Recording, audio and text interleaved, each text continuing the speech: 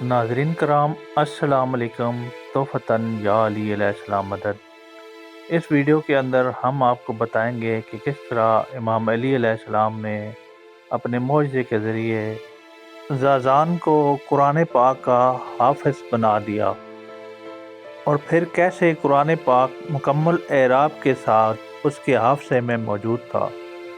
Video میں آگے بڑھنے سے پہلے آپ سب سے التماس ہے کہ ویڈیو کو لائک، چینل کو سبسکرائب اور آگے شیئر لازمی فرما دیں۔ شکریہ۔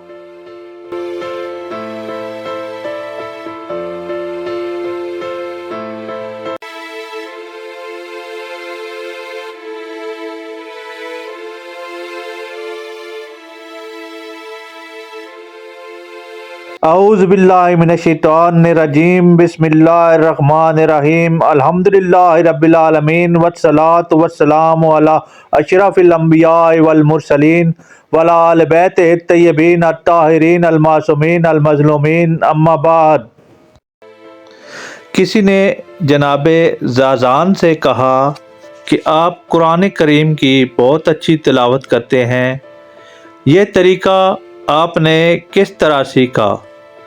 جناب زازان نے مسکرا کر جواب دیا کہ ایک دن امیر المومنین حضرت علی علیہ السلام کا میرے قریب سے گزر ہوا، جب کہ میں اشعار پڑھ رہا تھا۔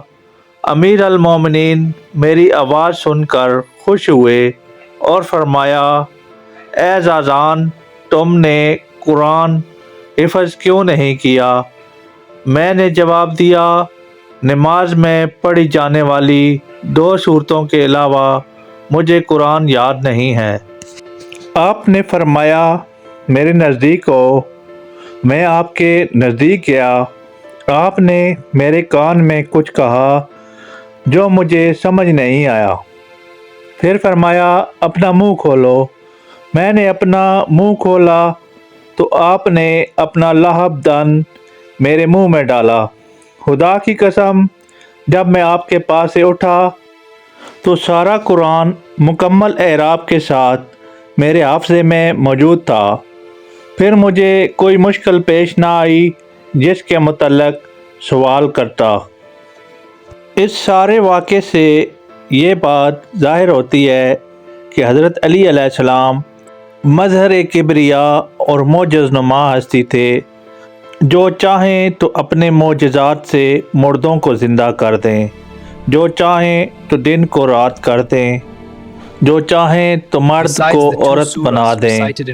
آخر میں بس اتنا ہی کہ اللہ تعالیٰ ہمیں ان اہل بیت علیہ السلام کو حقیقی معنوں میں سمجھنے اور ان کی معرفت حاصل کرنے کی توفیق عطا فرمائے۔ جزاک اللہ خیر۔